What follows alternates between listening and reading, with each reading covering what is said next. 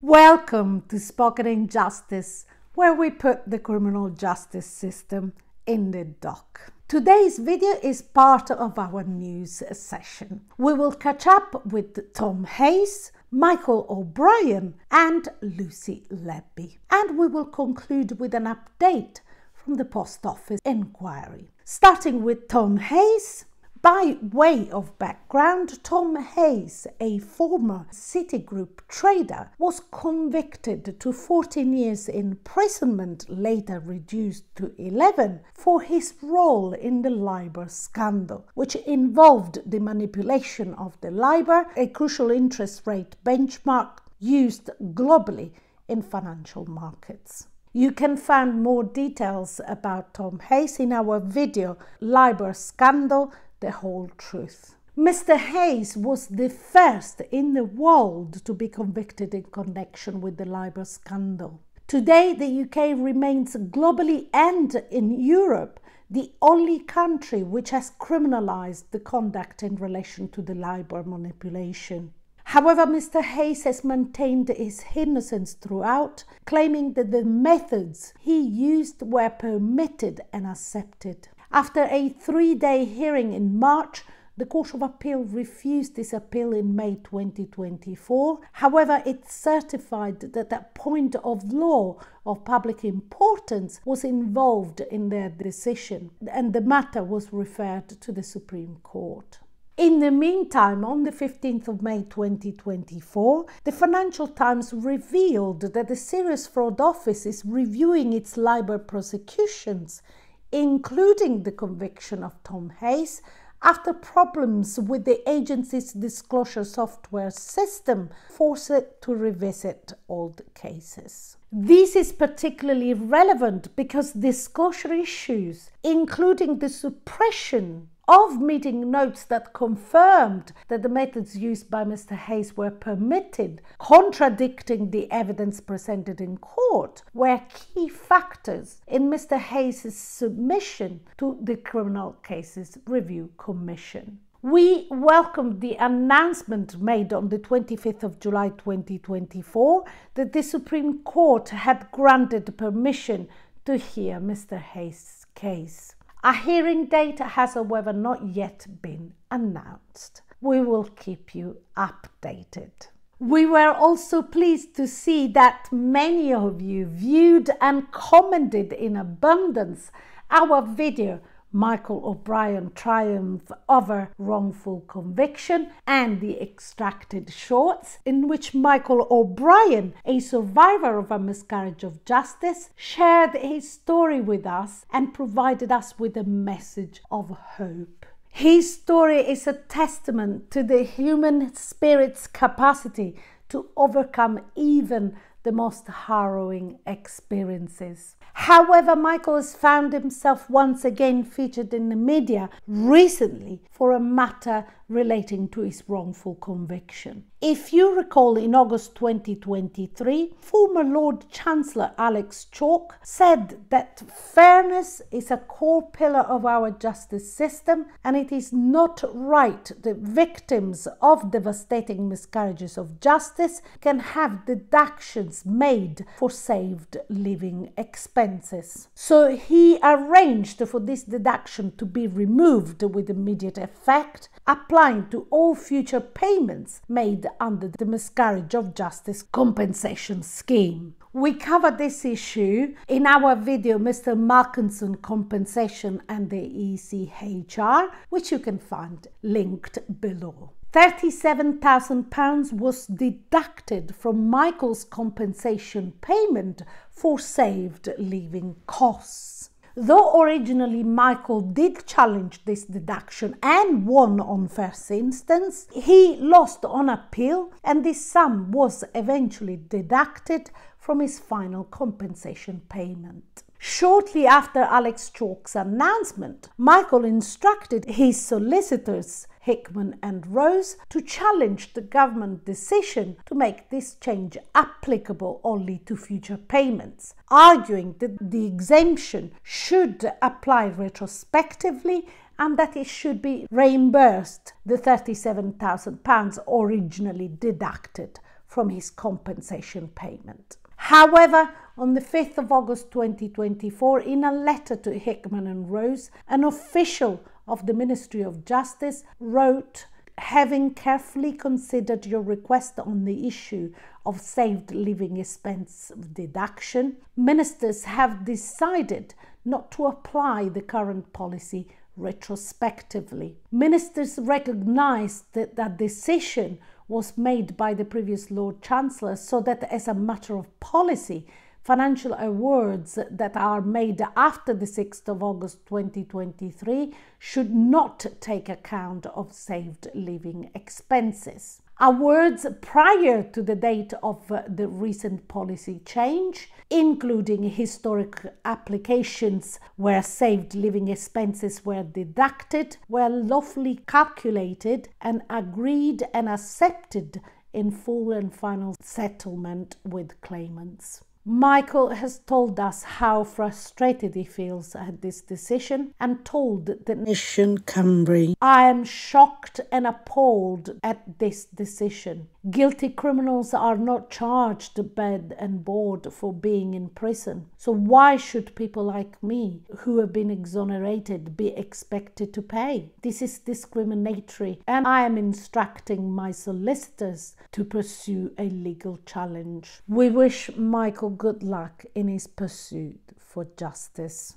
As per Lucy Letby, in our video Lucy Letby Court of Appeal or Super Expert, we mentioned how there has been a shift in mainstream media which now seems to entertain the view that Miss Letby may be innocent, an idea once dismissed as conspiracy theories by disillusioned scientists. The trend continues, with more questioning whether she has been afforded a fair trial. As you recall, in our video Open Justice Lights Camera Action, we reported Sir David Davis MP addressing the then Justice Secretary Alex Chalk, questioning why an article featured in the New Yorker, which raised concerns about the statistical evidence presented in the Lucy Letby trial, was blocked for publication in the UK. It has now emerged from the Daily Telegraph that Sir David Davis has been contacted by numerous experts with concerns. So he has decided to conduct his own investigation and even plans to visit Lucy Letby personally.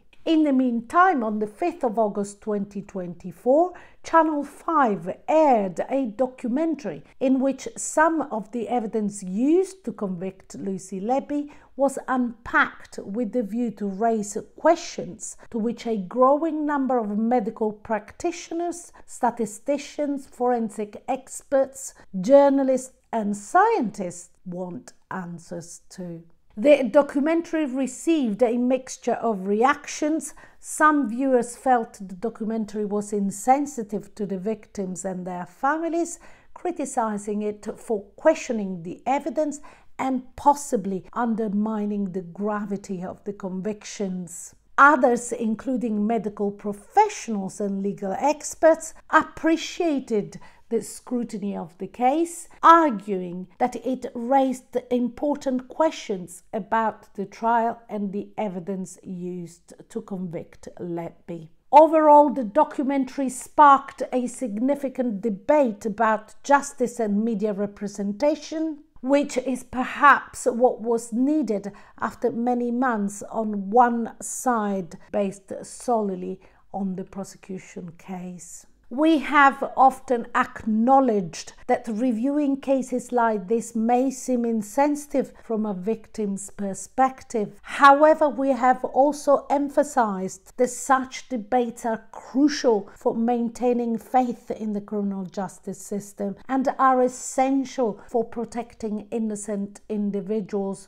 from the devastating impact of wrongful convictions. As Mr. Markinson himself said outside the Court of Appeal immediately after his conviction was quashed, addressing directly the victim in his case, "I'm sorry if my fight for the truth, as I knew it to be, has caused you extra trauma. I'm sorry that the system let you down. It let us both down. There are no winners in a wrongful conviction case, with the exception of the real perpetrator. Everyone gets failed, from the original victim to the wrongfully convicted person. Discussing potential miscarriages of justice and questioning the evidence presented at trial are integral to the open justice principle because they promote transparency, accountability, and fairness within the legal system. These discussions are necessary as they help protect individual rights, improve legal standards, and maintain public confidence in the administration of justice. Indeed, this is the reason why Spoken in Justice was founded.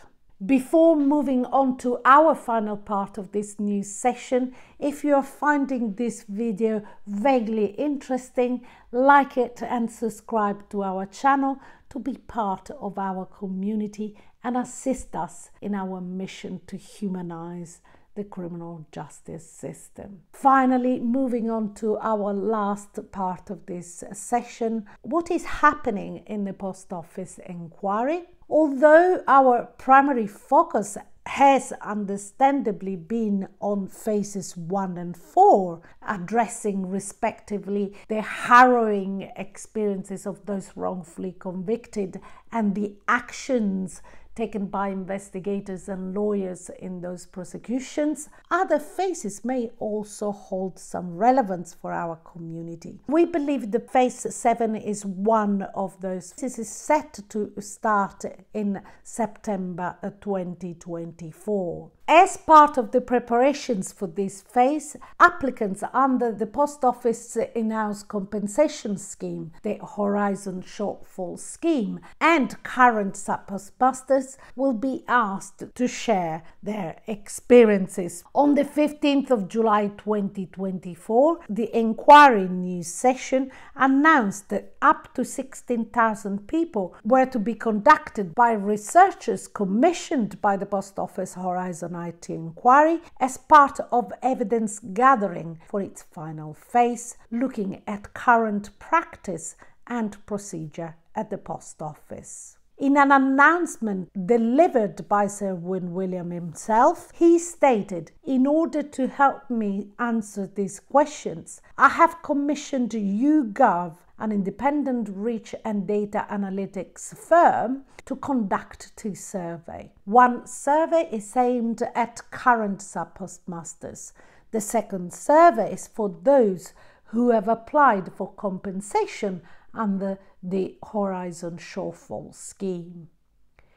He added, "To current sub-postmasters, let me make one thing clear. I know full well it can be difficult to speak about the challenges you have faced or still face at work or in your claim for compensation. Let me assure you that these surveys are in no way connected to the Post Office. They are anonymous and no individual will be identified when the findings are published." Let me conclude by saying this. Human stories are at the heart of this inquiry. As will be obvious by now, and as I have said from time to time, I have been deeply affected by the accounts of hardship and suffering endured by many. I urge all who are contacted to complete the surveys, and I offer my heartfelt thanks now to all those who take the time and trouble to do so. We plan to closely monitor this final phase of the Post Office inquiry, focusing not only on the compensation issue, but also on whether the inquiry will determine if the Post Office has truly learned from Mr. Justice Fraser's judgments and implemented the necessary cultural changes to benefit affected postmasters. We hope that Sherwin-Williams will also make specific recommendations in relation to private prosecutions, a topic that is central to the mission of Spoken Injustice. This concludes our news session today. Like this video if you have found it useful and share our contents with others. And if you have not done so, subscribe to our channel to help us in our mission to humanize the criminal justice system. Also join our networking hub at spokeninjustice.net to have your say as to the future content of this channel. Join us again as we sit and rise in this unique trial.